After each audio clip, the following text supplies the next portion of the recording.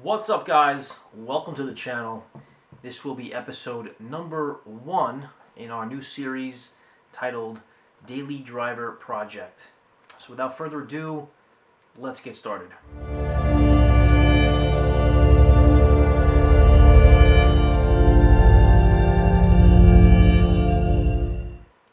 Again, welcome, guys. Thanks for checking out the channel. This is your Daily Driver Project episode 1. What we're planning to do here is take you guys through everything from purchasing a daily driver to maintaining a daily driver. Whatever else we get to along the way, should be a good time. For episode 1, what we're looking to do is we wanted to buy a daily driver for the channel. I was looking to get something that was cheap, reliable, something that was going to be good on gas, something with a manual transmission, and ultimately something that was just a very good value. What we found was a car that not many people even know exist. Less than 9,000 of these were made, at least at this trim level. We picked up for the channel a 2008 Chevy HHR Super Sport. For those of you who are not familiar with this car, here is a little crash course we put together. 2008 Chevrolet HHR Super Sport. HHR stands for Heritage High Roof, and the car was produced from 2005 to 2011. It's built on GM's Delta platform, which is used for their compact cars. It shares the same platform as the Chevy Cobalt, the Saturn Ion, and the Pontiac G5. The car was offered with 3 engine choices: a 2.2 liter, a 2.4 liter, and a 2 liter turbo. The 2 liter turbo was only available on the Super Sport models. The Super Sports were offered in both 5-speed manual and a 4-speed automatic. The 5-speed had about 260 horsepower, with the 4-speed at around 240, 235. Curb weight of the car was 3,280 pounds, roughly 3,300 pounds.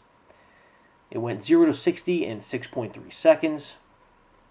It had a quarter mile time of about 14.8 seconds as per road and track, and that's with the manual transmission. A top speed of 150 miles per hour. It did 0.86 Gs on the skid pad. It had a Nürburgring lap time of 8 minutes and 43 seconds, which for its class is pretty good.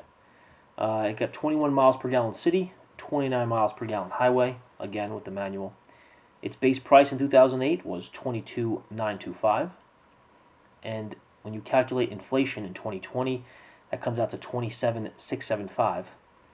And a total of 8,666 HHR Super Sports were produced between 08 and 10. Here's a quick list of other cars around the HHR SS's lap time of the Nürburgring. So, with that out of the way, we spent days, weeks, literally months looking for a daily driver. Something that fit our criteria, something that was going to give us some good value, and ultimately something that we could have some fun with. When we found this car, it was not far from our home base, so we took a ride and went to look at it. When we pulled up, we found some good and we found some bad. Some of the good: the gentleman selling the vehicle, and Mike, if you're watching this, I'm sorry, he might be classified as elderly. I felt very comfortable purchasing a vehicle from this gentleman, knowing he probably did not beat the crap out of it. The price of the vehicle: he was very motivated to sell the car. He hadn't driven it in a while. He really just wanted it out of his driveway. We got very lucky in the fact that we found this car as fast as we did. He had listed it only for a couple of days. The interior of the car: the interior was perfect, mint. Didn't appear to have ever been smoked in. There were no pulls in the upholstery, no tears in the fabrics. The interior was pretty clean to the naked eye. Mechanically, the car started up, it drove, no problem. He had replaced the fuel line not that long ago, which was an issue with those cars. Felt very comfortable registering the car and driving the car as is. That was pretty much the good. Now the bad. Right off the bat, one of the things I noticed about the car was the rust. It's hard to get past this much rust. You could see it as it sat there, the front suspension. The brakes were rusted, the inner part of the disc. You can kind of see the shock towers when you open the hood. Under the hood, some parts had rusted. The gentleman who sold me the vehicle had told me he hadn't driven it in over 2 years. So that car was sitting for 2 years, and I absolutely believe him. The tires were not in great shape, so we were going to need new tires. The paint was less than showroom ready. We're not buying a show car here, but the paint had a bunch of scratches, a ton of rock chips on the front end, and it had dents throughout the vehicle.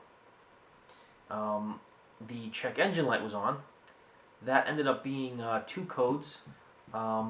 Nothing too crazy, but just enough that we were going to need to really dive into fixing them. There was a very solid clunk in the suspension. Another thing that these cars are known for is the front suspension, mainly the bushings, wearing out over time. If it's only a bushing, it's an easy fix. We were thinking it could be the struts or even the wheel bearing, but another issue. And finally, not that this was a make or break deal, the competition mode was not working. The traction control was engaged, but in order to disengage it, you need to push a little button, the traction control button, and that kind of puts you into competition mode. That button did nothing. So the car was very drivable, very calm, mild-mannered, but it could not go into the sport mode per se. But with all this being accounted for, ultimately it was too good a value to pass up, and that's what we were there to do, get a car with great value. So we picked it up.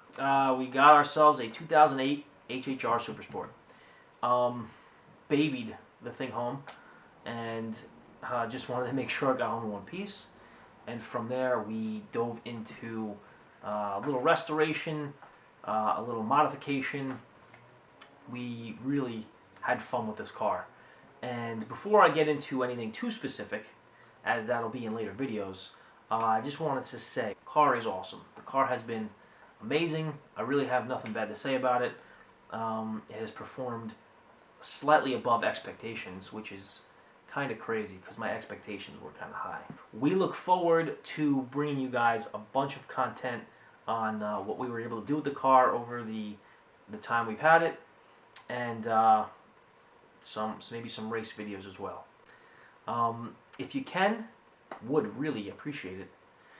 Hit like, subscribe, just in the event you guys want to see more content. Leave a comment for any ideas or suggestions. Let me know how absolutely poor I did in this video. I can take your criticism. Stay tuned for additional videos. We have some cool stuff coming. Also, a quick shout out to our sponsors, Diamond Rock Water and Wear Welding. And if you guys are interested in any gear, everything was made and produced by Relentless Athletics. You can check them out on Instagram. Thank you guys. We'll see you next time.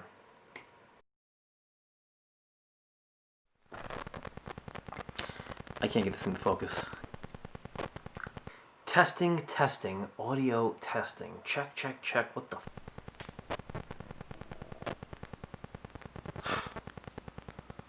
I don't even know. What the hell was I even thinking? What was I just saying? Huh?